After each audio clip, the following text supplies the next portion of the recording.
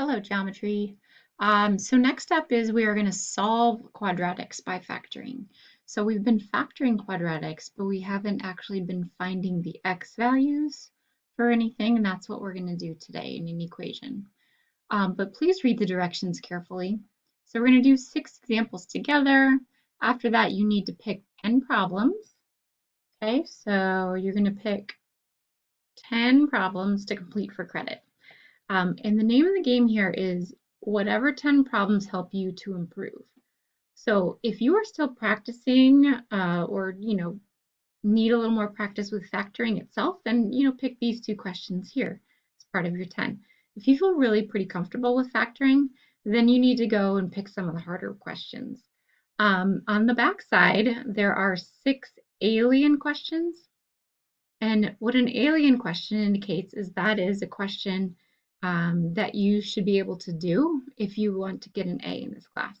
So if you want to earn an A in this class or expect to, you really need to pick the alien questions as part of your 10 questions.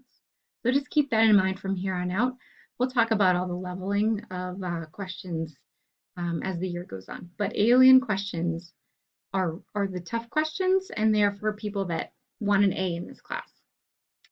Okay, so example 1, same stuff we've been doing. So I'm going to go through this fairly quickly. X squared, we're going to factor this. It's just straight up factoring. So you're just factoring in this case. Okay, 28 is the number to multiply to. 2 times 14. 3 doesn't go in there. 4 times 7. 5 doesn't go in. 6 doesn't go in. So 7, that's it. Those are your choices. Okay, and we're combining like terms to a positive. So these are all going to be positives. Okay, in this case, to combine like terms to 16, you're going to want to pick the 2 and the 14. And of course, you can always FOIL to check to make sure you are correct. So the 2x and then plus 28. And then combine like terms. And those match. So that is the correct factoring right here. Oh, I was going to put the factor pairs over here, but these are the factor pairs that you could put over here. Okay, next. Example 2. So now we're moving on to solving. Solving means you're going to find x values that when you plug them in here, create an equation that is true. Okay, so to do that, we use what is called the zero product property. What this states is when you multiply 2 numbers together that result in a 0, that means that one of these values would have to be 0. So to multiply to get 0, you need to multiply by a 0. So it's imperative that you always set an equation, if you have an equation of a quadratic, that it's set equal to 0 in order to use the zero product property. So this part's already done for you. So we factored it already, it's set to 0. What you do at this point is split that into 2 different equations. So either x plus 1 would have to equal 0, or x plus 4 would have to equal 0 in order to use the zero product to get 0. Okay, so we set up our 2 equations, and then we just simply solve for x. So I'm going to subtract 1 from both sides. So I get x equals 1, or negative 1, sorry.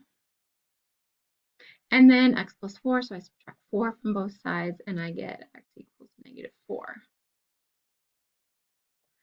Now, what some of you may have done last spring is just memorized, oh, when I have x plus 1 and x minus 4, my answers are just the opposites. Don't do that. Okay, don't memorize weird things like that. Understand why this happens, because on this next example, this answer is not a positive 5. Okay, so when you memorize weird things like that, it's not always going to work. So you need to understand what you're doing. You set them equal to 0, each of those, because they're multiplying to be 0. So in example 3, so this again is already factored. This factor was just the greatest common factor is what it's called, but we just have a 2x in front. So we have 2x equals 0. And then we have 3x minus 5 equals 0. Okay, so those are my two equations from the factored expression, and then you're going to solve. So I'm just going to divide by 2 here. So x equals 0 is one option. And in this case, this is a two-step equation. And those cancel. So you get 3x equals 5. And then you're going to divide.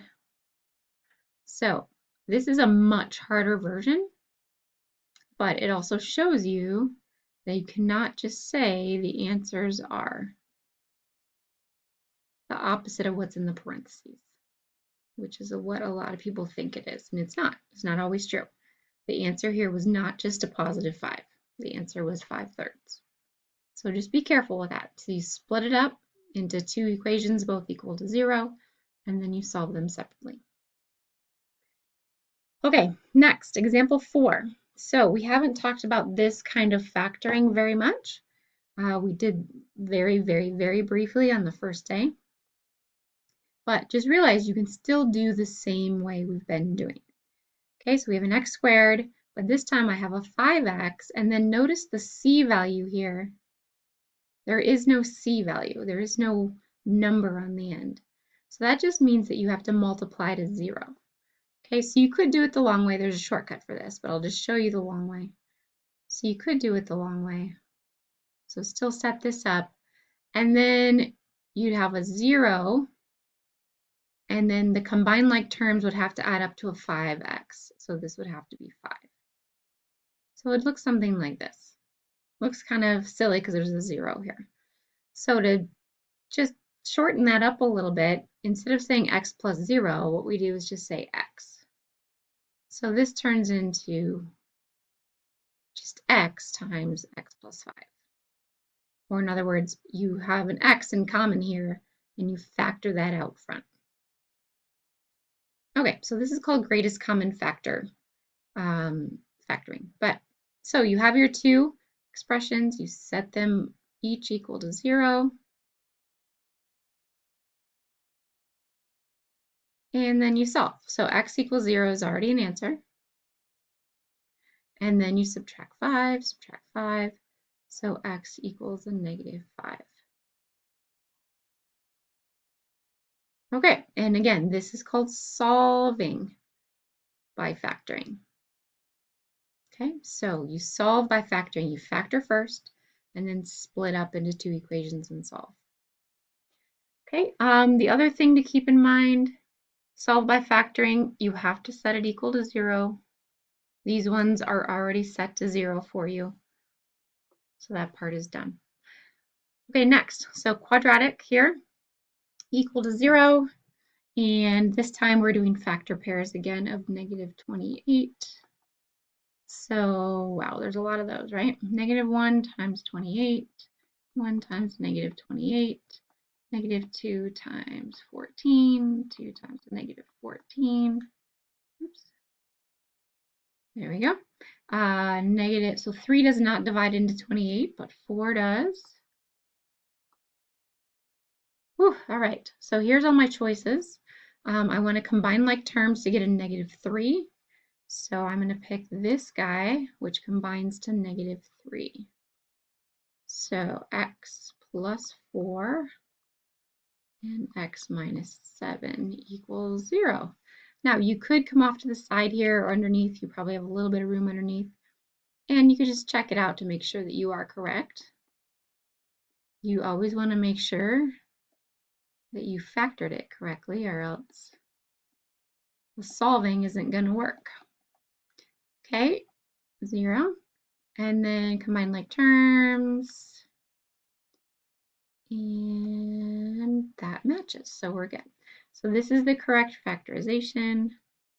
And then we split it into two equations. Okay, add 7, add 7. So x is 7 is one of my answers. And then that's a plus. So minus 4 minus 4. So x equals negative 4.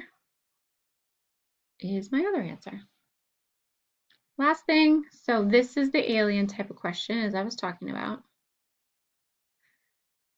Okay, so again, we are still solving for x.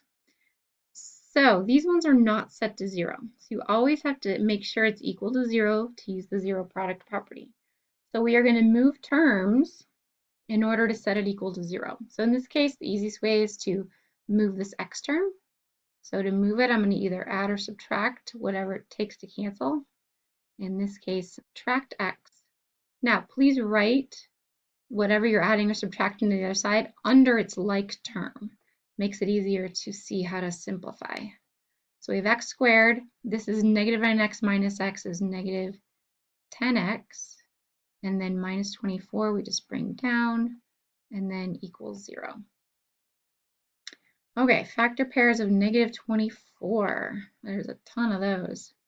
So 1 times negative 24, negative 1 times 24, 2 times negative 12, negative 2 times 12, 3 times negative 8, negative 3 times 8, 4 times a negative 6, and negative 4 times 6. 5 does not divide in, and then 6 we're already done. Okay, so we want to do a negative 10 when we combine like terms. So I know I'm going to have x, and I know here I'm going to have x. Negative 10. So which ones of these is going to combine like terms in negative 10? It looks really tempting to pick these guys, but those are going to combine to 2 and negative 2. That's not going to work. It has to actually be the 12, these ones. So you do have to be very careful. So 2 and negative 12. Okay, split that up.